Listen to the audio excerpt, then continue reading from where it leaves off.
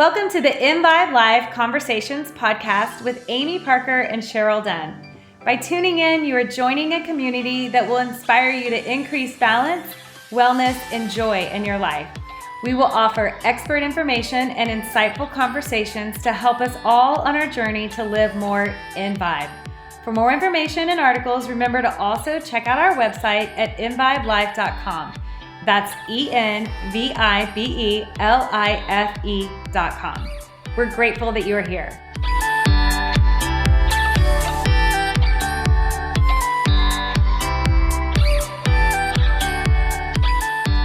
Hello and welcome to EnVibe Live Conversations with Amy, Parker, and Cheryl Dunn. We are joined today by, repeat guest, Karen Cooper. Karen is a psychic medium and intuitive healer. And if you haven't checked out Karen's prior podcast with us, go check it out. Karen, it's one of the podcasts people come up to me and talk about the most often or ask me about. I completely agree. Yes. Oh, I love to hear that. Thank you. Mm-hmm. And so we've loved having you, and we've talked all about what it means to be a psychic and your story of how you found your clairvoyant skills and came to accept them. But there are other sides to what you offer. So tell us this intuitive healer part. What exactly is that? Okay. Well, I think it encompasses a lot, but basically, if we're looking at intuition in general, so that, which is such a personal thing, I think for me, being an intuitive healer, it allows me to open myself to, my own intuition that then I just tune into what is, I would say, in your energy field. Okay. So without it sounding a little too out there, but we all have whatever is going on in us, within us, outside of us, everything that's in our energy field, or beyond. And so for me, intuitive healer is about doing that on different levels. It's sometimes it's on a soul level, or an emotional level, and sometimes it's just actually also just on a here and now level. So we can all tune into our intuition in all of those aspects, I believe. I love it. And so I know you're also trained in Reiki, Mm-hmm. which more people have heard of. Sure. Is that different? Yes. Well, for me, it's different. I don't know if it is for everyone, but Reiki is, it's a form of energy healing that has ancient Japanese roots and structure to it, which I was trained in. I am a Reiki master, and that is a form of just opening to the energies and healing and that sort of thing. But another aspect, which I have come to know, and it's my truth, is that really all energy healing comes from the same source, whatever we might call that source and whatever we might call that modality of healing. So it can be called anything, and there are many things. So I think while people train or, are familiar with or go for sessions for certain types of healing, my experience is that it's kind of all the same. It's just how we bring it into this world. And, but intuition for me, or the intuitive healing, is a little bit more around opening that part of myself and that we all have, that I call it like our connection to our higher self. Mm-hmm. Some call it soul, our divine self. That for me is more about what accessing intuition is about. Can we all do it? We can all do that. Absolutely. I think if we think about when we're children, okay, how we don't really, really when I speak of it as our vessel, it's pretty crystal clear when we're kids. When we get here, we haven't had any experiences to tell us otherwise, for one. And we just, we don't have as many things to actually be thinking about or wondering, but it is clear. But then as we have our life experiences, I always like to say it kind of just not clouds our vessel, but it can build up. Okay. So our intuition is not as open as it is maybe, when we're younger. But what I've found through all of my work is that people the work that we can do, kind of unearthing different parts of ourselves, or, whether that be in therapy and intuitive healing sessions and meditation, prayer, however we access that, that is what clears and opens the space for our intuition more clearly. I love that you gave the kid example, because I can remember being a child and getting a choice. And I'm just going to use this as an example. Do you want the blue socks or the red socks? And being like, oh, I don't know. Do I want blue or do I want red? And then actually imagining walking away with the red and feeling like, oh, I really wanted the blue. And knowing that that was something telling me get the blue. Mm-hmm. And I've kind of coached my kids on that a little bit. I said, just imagine what it would feel like to have one of those things come home with you, or make it imagine what that choice feels like.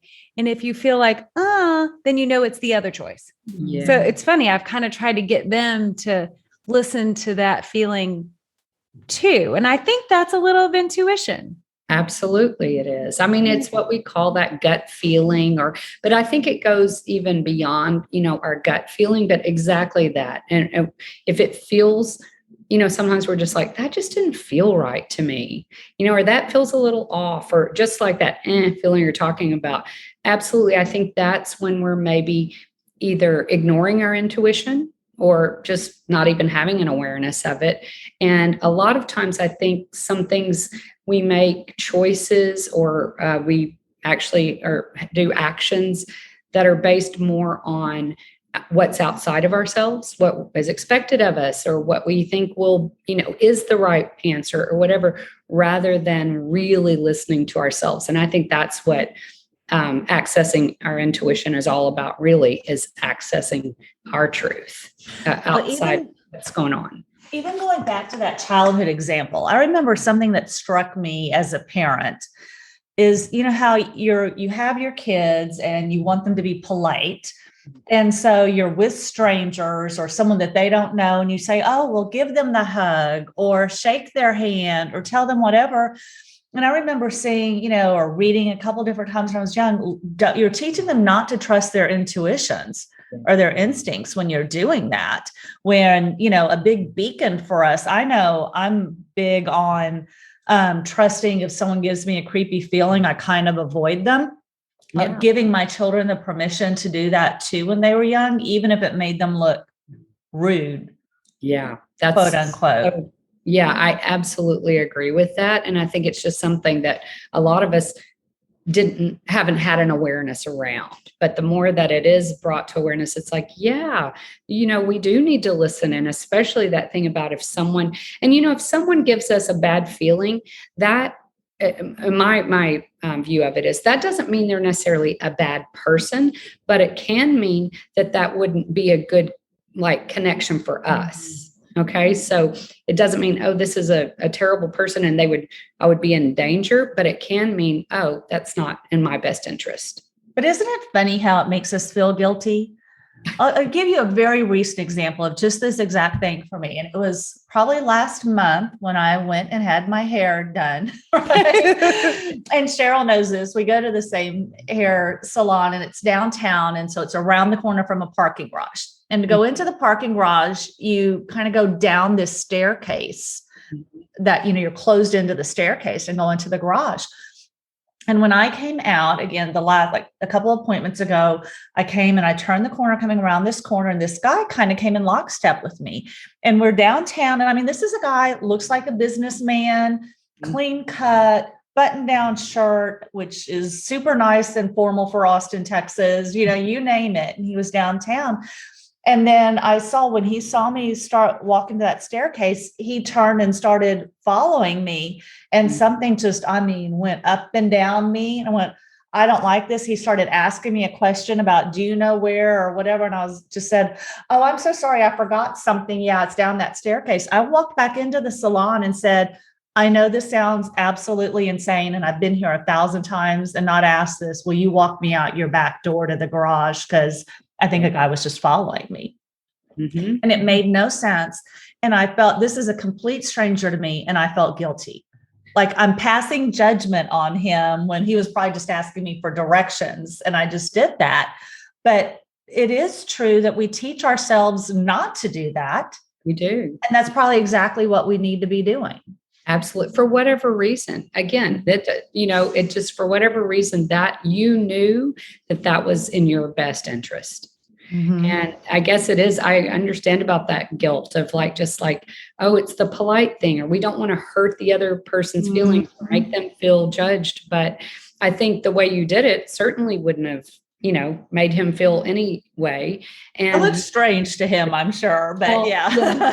But I mean, he probably didn't take it personally. Yeah. Even if let's just say his intentions were, kind of like something that wasn't good, he probably didn't take it personally, but you were able to listen to yourself. And I think that's the thing, if we can just remember how personal intuition is. It's interesting. At the physical therapy clinic, I have a lot of clients that will ask me, I guess, kind of medical advice. Should I do this? Should I do that? Should I get the, different things that are medical choices with their body? Mm-hmm. And first of all, I'm not a medical professional, right? Sure. To be giving that advice, especially if it's not a modality that I actually perform. Mm-hmm. So I tell them you need to listen to your intuition and trust that what you feel you need to be doing is right. Mm-hmm. Whether that's a yes, I need to do it, or no, I don't need to do it. It's truly, I think our body tells us what we do and don't need.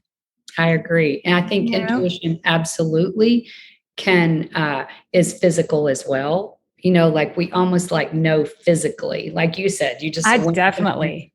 Yeah. I think I think it's so important. I do have clients a lot of times in my practice too, where something will come in, in their session, and it is about physical or medical. And I'm always really clear that is not, my place that I do that, but I kind of open to the intuition for what is there. And then it's all free choice. And again, it usually is that part about they already know. They do know what their body needs. And sometimes I think it's just like with everything else, we defer to something outside of ourselves, including, in medicine and that. And so I don't know, I think, way back when people sort of only had their intuition to go on. And then we've had all of these other factors that have come in as, our society has been modernized. And I think it's the intuition part got a little left behind or not valued as much. Not valued is such a good way to put it. And it's way easier for someone else to make the decision for you. Absolutely. Absolutely. But at the same time, I did just a little, what is intuition? Just like a very general Google search before we started this. And one thing I saw is that, intuition is, though, recognized by the medical community, or at least by the psychological community or psychologists, where a lot of maybe other sensory or extrasensory perceptions are not. Wow. So intuition kind of stands on its own a little of, kind of having an innate feeling, or maybe it's in your subconscious and you have an understanding for that reason. So it's one that is quasi appreciated by scientific worlds. I agree with you. I mean, I think intuition gets kind of separated a little more into, it can be mainstream as opposed to things that are a little more out there or whatever. And just speaking about the medical thing, I just had a memory of one time when my son was little.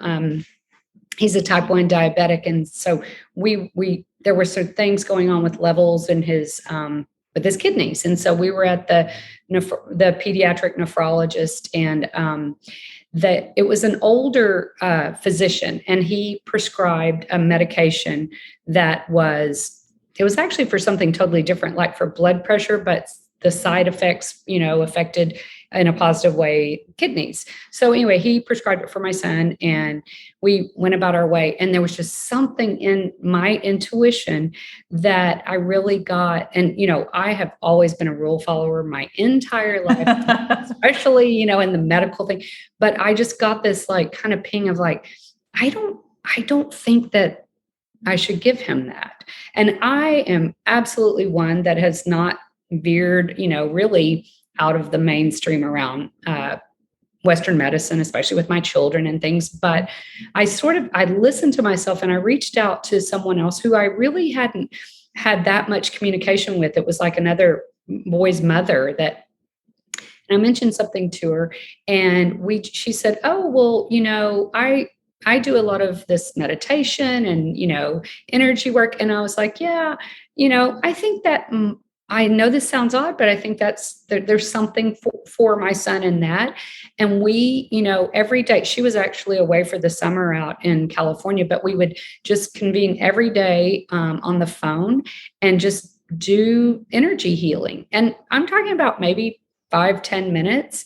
And the whole time I would have to put aside the part that was like, you aren't listening to the doctor.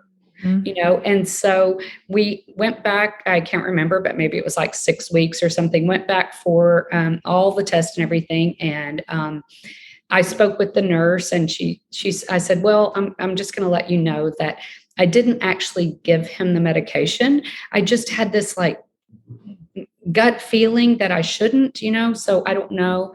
I just want to, put that out there. And I didn't say, oh, but I did energy healing, Right. It was like, I'm not that crazy.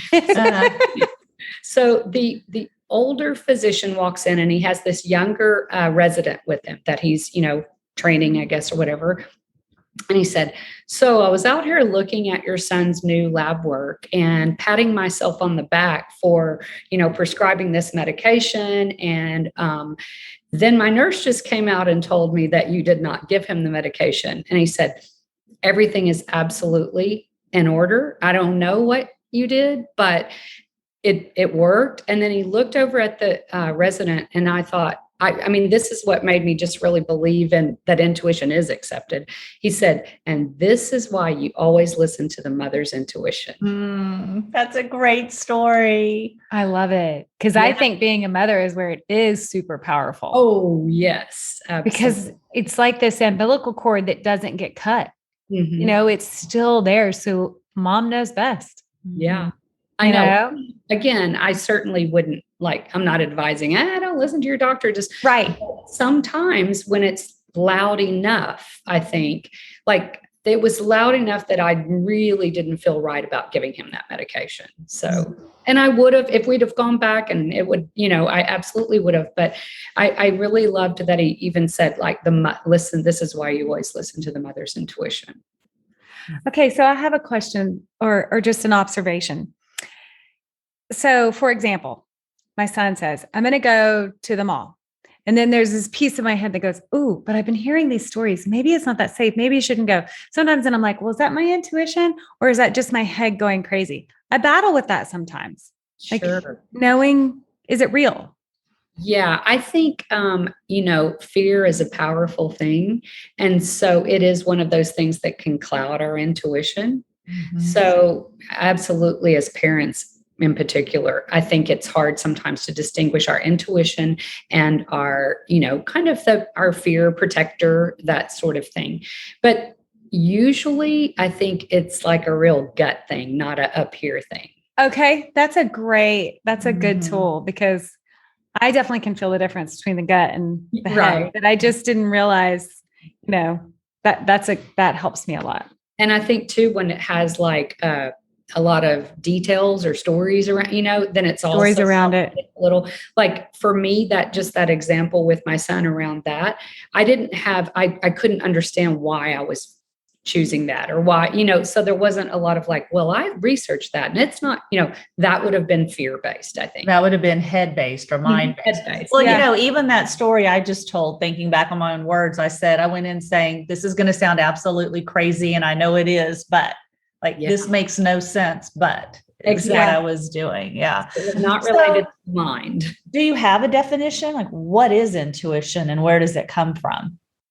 I don't know that I have a verbal definition for it because it is such a thing that I feel. But I think I'll start with where I think it comes from. I think that we all like what I call our divine self, so whatever source, divine, God, source, universe, whatever anyone calls the source.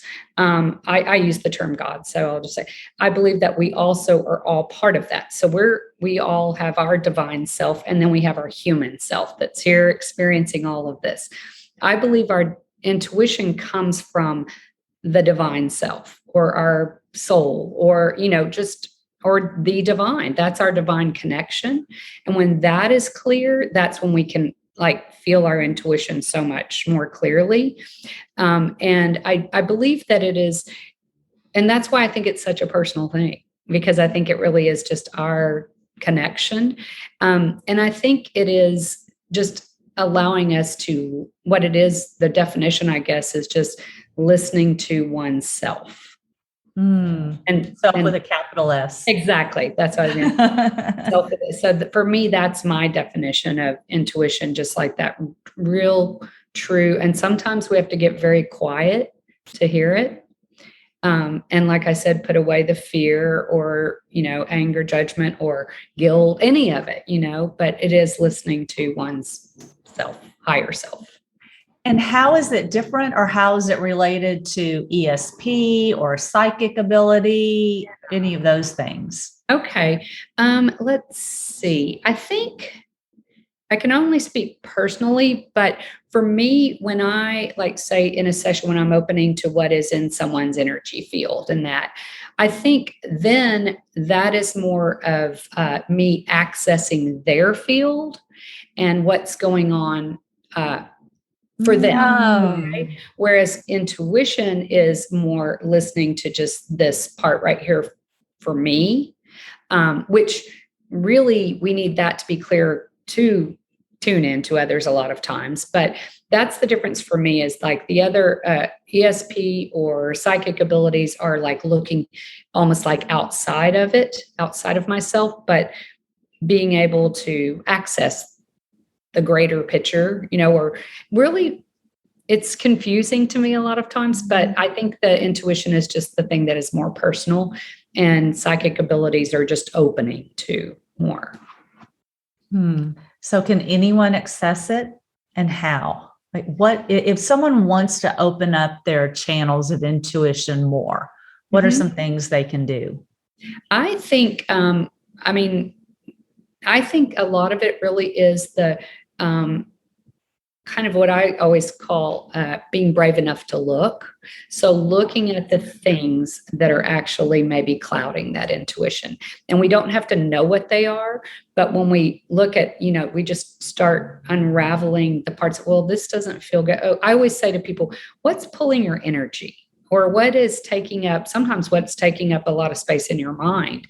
When we start to uncover and heal and shift and those things, then our intuition, it absolutely is clear, because it's already there. It's not like something we're acquiring or practicing, but the practice is in, I think, keeping that channel clear. And there's all kinds of things like diet as well, I think can affect that. I think outside, just really for me, it's about tending to my emotional needs and shifting and clearing, and that part I think is a really big part for me, at least.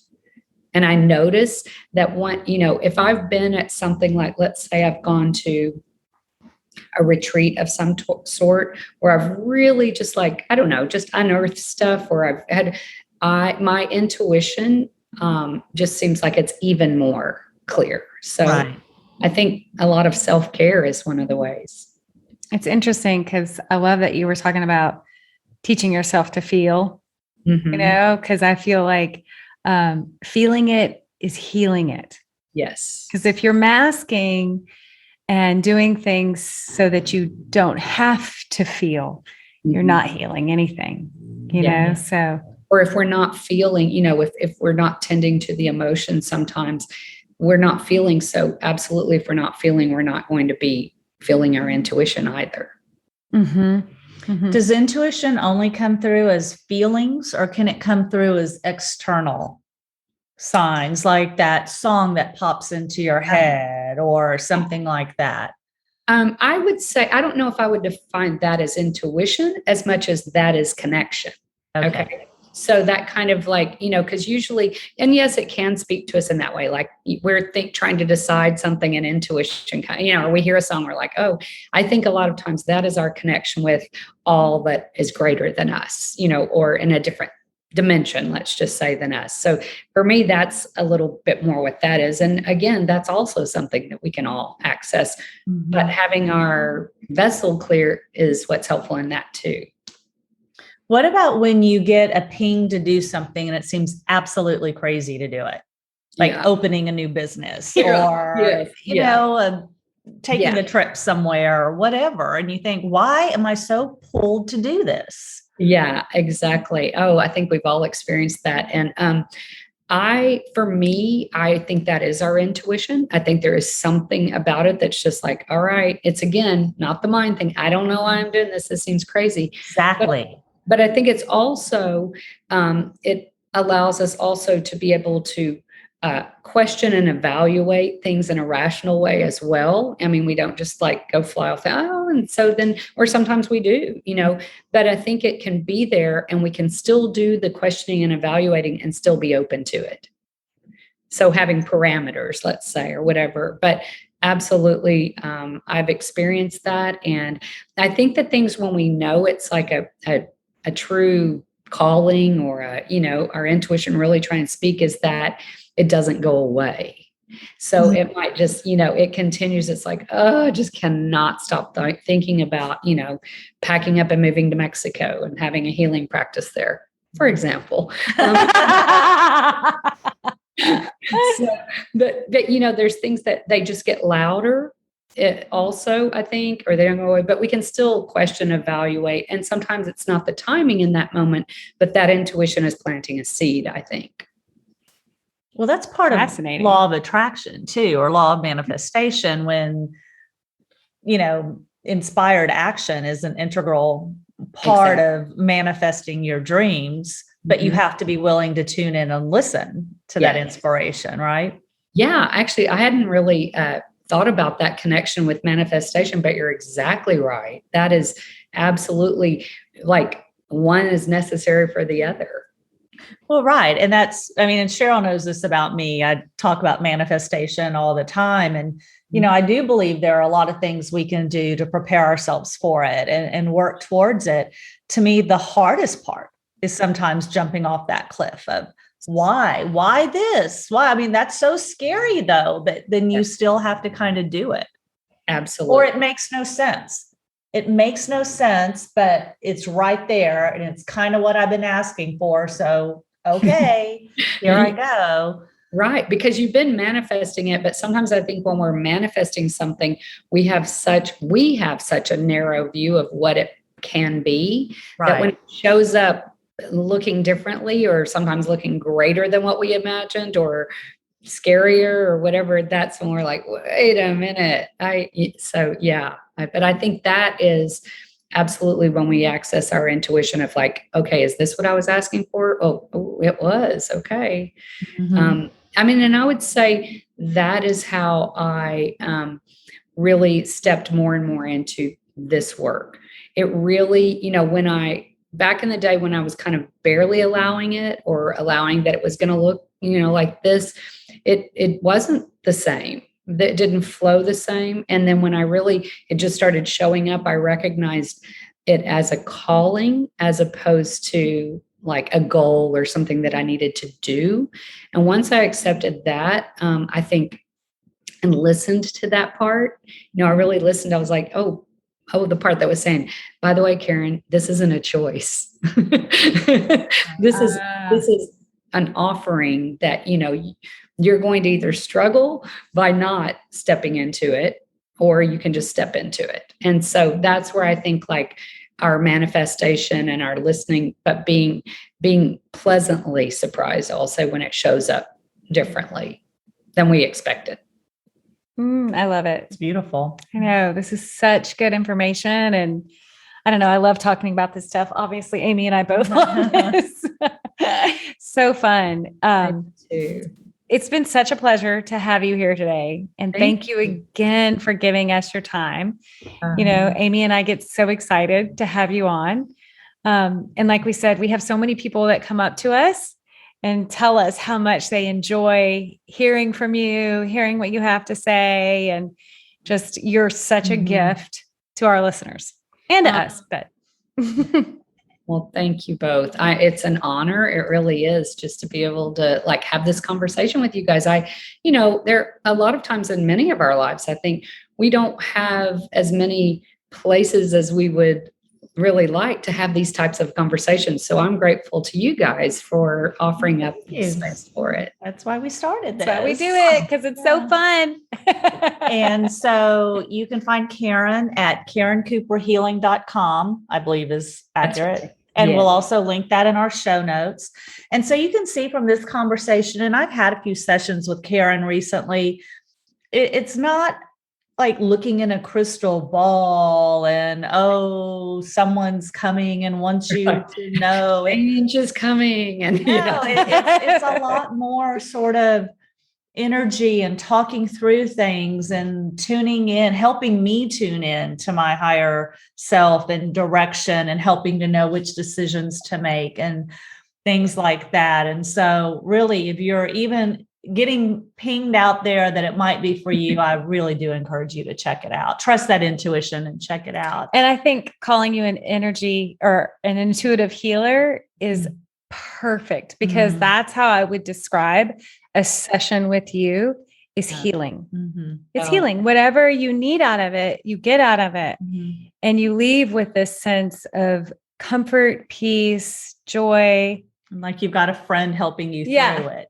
And you know when you need to see her again. I always tell people that when they're like, okay, so when should I set another session? I'm like, listen to yourself. You will know. And I really do believe that. And thank you so much. I'm really glad that you spoke to the part around just even the title of intuitive healer, because I do struggle with, psychic and medium is a whole nother part of the work. But the intuitive healing really is just like you were describing, Amy. It's just us accessing your higher self, your knowing, and also sometimes communicating with the higher selves of those in our world, in our field, and to see what's going on beyond the behaviors of others. And, it's information gathering, really. So, I hope that people find it helpful and healing. And, this inspires me to always just keep showing up to listen to myself. Oh, good. Awesome. Well, thank you. We can't wait till next time. Well, thank you, ladies. I appreciate it so much. And I appreciate the work you're doing in your podcast as well. Thank you. Thank you.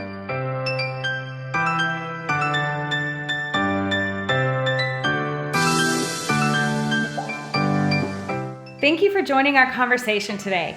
For more information or to learn more about EnVibe Life, we hope you'll visit us at www.envibelife.com.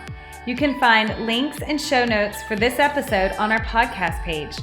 Please like, follow, and leave a review for our podcast.